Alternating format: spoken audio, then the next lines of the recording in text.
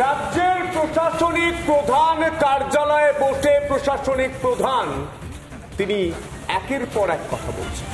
অর্থাৎ নবান্নে বসে মুখ্যমন্ত্রী মমতা বন্দ্যোপাধ্যায় তার মন্ত্রিসভার সদস্যদের একের পর এক কথা বলছেন। সেই কথায় কি উঠে আসছে? সে কথায় উঠে আসছে পুকুর বুঝিয়ে দেওয়ার অভিযোগ, সে কথায় উঠে আসছে ফুটপাত দখলের অভিযোগ, সে কথায় উঠে আসছে টাকা তোলার অভিযোগ।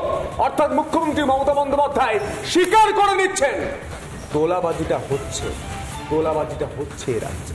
কিশোরায় তোলাবাজি হচ্ছে, হয়তো গত পরশু থেকে হচ্ছে, কারণ মুখ্যমন্ত্রী কালকে জানতে পারলেন, কালকে সাংবাদিক বৈঠক করলেন। পরশু থেকে তোলাবাজি শুরু হয়েছে, পরশু থেকে পুকুর বুঝিয়ে দেওয়া হচ্ছে, পরশু থেকে অনেক বেআইনি বাড়িও তৈরি হচ্ছে। 2011 থেকে 2024 পরশু থেকেই সবকিছু হচ্ছে। দেখবো একটা প্রতিবেদন, ফিরবো ডিবেটে।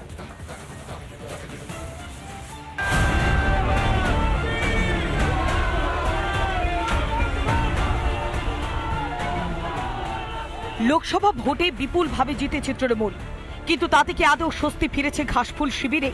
না, কারণ রাজ্যের পুরসভা এলাকাগুলিতে তৃণমূলের ফল মোটেই ভালো হয়নি। সোমবার পুরসভাগুলির কাজ নিয়ে রাগে ফেটে পড়লেন মুখ্যমন্ত্রী। আজকে আমার বলার দিন, আপনাদের বলার দিন নয়, আপনাদের শোনার দিন।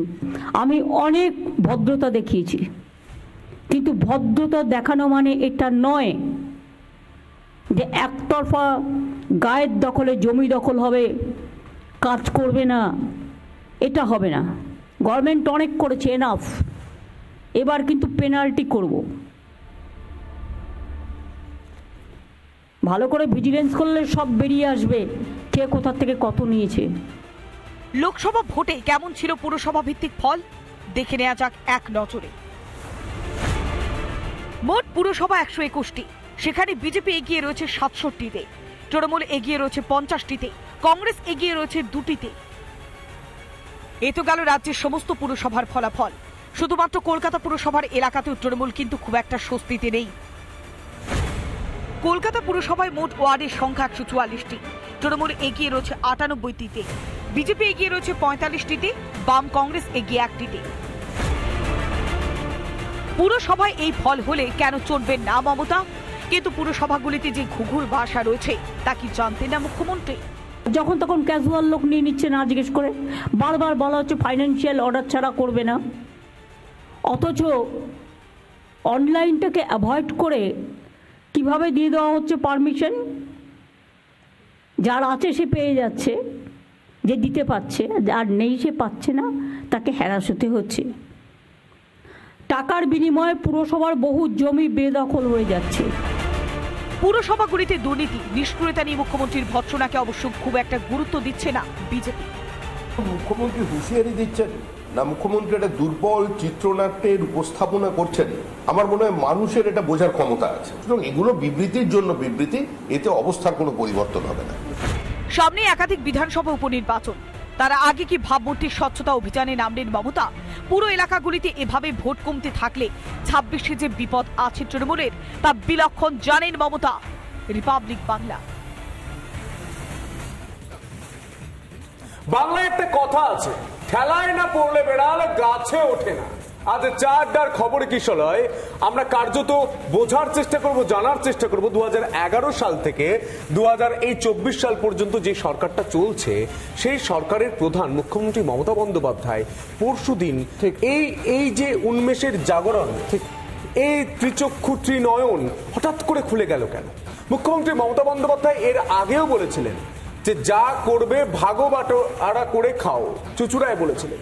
মুখ্যমন্ত্রী এর আগেও বলেছিলেন যারা কাটমানি নিয়েছেন ফেরত দিন। এই জায়গায় কেন তিনি আবারও এই কথা বলছেন আসবো আলোচনায় কিশোরয়। যারা রয়েছেন পরিচয় করিয়ে দিই। আমার সঙ্গে রয়েছেন বিজেপির মুখপাত্র প্রীতম দত্ত, আমার সঙ্গে রয়েছেন দেবব্রত রয় রাজনৈতিক কর্মী, এবং আমার সঙ্গে রয়েছেন রাজনৈতিক বিশ্লেষক রাজাগোপাল ধর চক্রবর্তী। আপনাকে প্রত্যেককে স্বাগত কিশোরয়। আমরা আলোচনা এগিয়ে নিয়ে যাই। আমি প্রথমেই দেবব্রত দাকে দিয়ে শুরু করি। দেবব্রত দা, হঠাৎ করে মুখ্যমন্ত্রী বুঝতে পারলেন রাজ্যে দুর্নীতি হচ্ছে, হঠাৎ করে মুখ্যমন্ত্রী বুঝতে পারলেন, ঘুম থেকে উঠলেন, বুঝতে পেরে গেলেন যে ফুটপাতগুলো জলের দরে ফলের রসের মতো ঠিক দাম ধরে ধরে রেট কার্ড ঠিক করে বিক্রি করে দেওয়া হচ্ছে। মুখ্যমন্ত্রী হঠাৎ করে বুঝতে পেরে গেলেন যে এই রাজ্যে পুকুর বুঝিয়ে দেওয়া হচ্ছে একের পর এক। মানে এই হঠাৎ করে বুঝতে পারার কারণটা কি বলুন? অনেক ভালো ছাত্র, পড়াশোনা করে, তার ফলাফল পায়। এখন কোনো সাবজেক্টে যদি কিছু খারাপ হয় তা আত্মসমালোচনা করা কি খারাপ? আপনি কি করেন না? এটা অন্যান্য দল করে না, সেটা মমতা ব্যানার্জি করে। সরাসরি বলুন না যে লোকসভা ভোটে পুরসভায় অনেক মার্জিনে আমাদের হারতে হয়েছে, লিড কম হয়েছে, এটা একদম, এমনকি সৌগত রায় বলে দিয়েছেন প্রকাশ্যে যে আপনারা আমাকে ভোট দেননি, আমি পরে হয়তো আমাদের আত্মসমালোচনা হয়। কেন মানুষ ভোট দিচ্ছে? এই প্রথম হয়নি, 2014 হয়েছিল, 2019 হয়েছিল, 2024 গিয়েও হলো। আপনি যদি প্যারাটা দেখেন, আপনি দেখলে বুঝতে পারবেন এটা পুরসভা একটা হয়তো ওদের মানসিকতা আছে সরকারের বিরুদ্ধে এটা ভোট দেওয়ার, কিন্তু ভোট কমেছে বলে আপনাদের নজর পড়লো যে পুরো পরিষেবা থেকে বঞ্চিত হচ্ছে সাধারণ মানুষ। না, ভোট না কমলে আপনাদের নজর হচ্ছে একের পর এক ছবি আপনাদেরকে দেখাবো। কিশোলাই, তোমার যদি কোনো প্রশ্ন থাকে, আমি একটা সরাসরি প্রশ্ন করতে চাই কিশোলাই, এটা তো প্রশ্ন করতে হবে আজ মানুষের সাথে, যে আজ ভোট কমেছে বলে মানুষ পরিষেবা থেকে বঞ্চিত হচ্ছে, সেটা নজরে পড়লো তৃণমূল সুপ্রিমো। কিন্তু ভোট থাকলে তাহলে কি নজরে পড়তো? আরো একটা জিনিস মনে হচ্ছে, বাকি গেস্টদের কাছেও যাবো। দেবব্রত বাবু, একটা গল্পর কথা মনে পড়ছে না। একজন কৃপণ লোক ছিলেন, তিনি বাড়িতে যখন গেস্ট আসতেন তখন তাদের চা দিতে হয়, চায়ের মধ্যে দুধ দিতে হয়, চিনি দিতে হয়।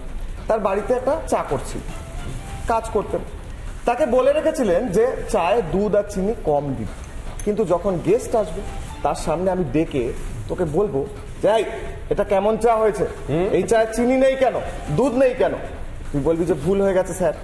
পরের দিন চিনিটা চাটা কিন্তু কমই দিবি, কারণ টাকা বাঁচাতে হবে, তাই না? শুনেছেন গল্পটা? দেখুন, গল্প আপনি বানাতেই পারেন, তার জন্য কিছু আছে। মমতা বন্দ্যোপাধ্যায় আজকে নয়, মানে এই প্রথম বললো না, উনি আগেও বলেছেন যে তোমরা এইগুলো করছো কেন, তোমরা ফেরত দাও। এইটাই, এখান থেকে আমি প্রীতম বাবুর কাছে যাবো। প্রীতম বাবু, মমতা বন্দ্যোপাধ্যায় অনেকবার অনেক সভায়, এরকমই প্রশাসনিক সভায় অনেককে আজ অব্দি বকা দিয়েছেন, আই একদম করবে না। এই যে মমতা বন্দ্যোপাধ্যায় এত বকা দেন, তারপর কেউ ভয় পায় না, কারণ যা কাজ চলছে সেরকমই চলতে থাকে। এত বকে কি লাভ হচ্ছে বলুন তো? না কিশোরলা, ব্যাপারটা হচ্ছে দেখো, সকাল সকাল তোমাদের চায়ের পে আড্ডা, তোমার মানে ব্যাপারটা হচ্ছে যে প্রথম থেকে যে চ্যারিটি বিগিনস এট হোম। আমি তোমাকে চ্যালেঞ্জ করে বলছি, তুমি চলো এখনই ক্যামেরা নিয়ে, ওই পাশে যে ভদ্রলোক বসে রয়েছে নিউ পুরো জানেন, মমতা ব্যানার্জি 30B হরিশ চ্যাটার্জি রোড, সেখানে ওনার ছোট ভাই বাবুন ব্যানার্জি, নাম ধরে বলছি, ওনার বাড়ি করেছে এনক্রোচমেন্ট করে। আপনার যে গঙ্গা নদী, মানে যেটা আমরা আদিগঙ্গা, সেটাকে বুঝিয়ে ওনার বাড়ি হয়ে গেছে, খানিকটা বুঝিয়ে দিয়েছে, এনক্রোচমেন্ট হয়ে গেছে।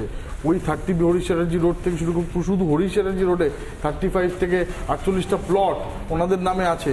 সেগুলোর দায়িত্ব উনি নেবেন না? উনি জানেন না? সেটাই কে করবে?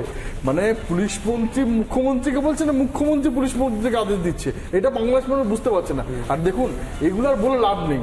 এই বাংলার মানুষ থেকে শুরু করে সারা ভারতবর্ষের মানুষ দেখেছেন যে উনি ওই ক্যাবিনেটে সিগনেচার করার পরেই এই নিউমেরিক পোস্ট হয়েছে, সেটা নিয়ে এখন সুপ্রিম কোর্টে তদন্ত চলছে, সেটা খুব শিগগির রেজাল্ট হবে। কিন্তু কথাটা হচ্ছে যে আজকে দেখুন, এই সুব্রতরা একটা খুব মজার কথা বলেছিল যে শহরের লোকেরা ওনাদের ভোট দেয়নি, ওনাদের বাঁচিয়েছে।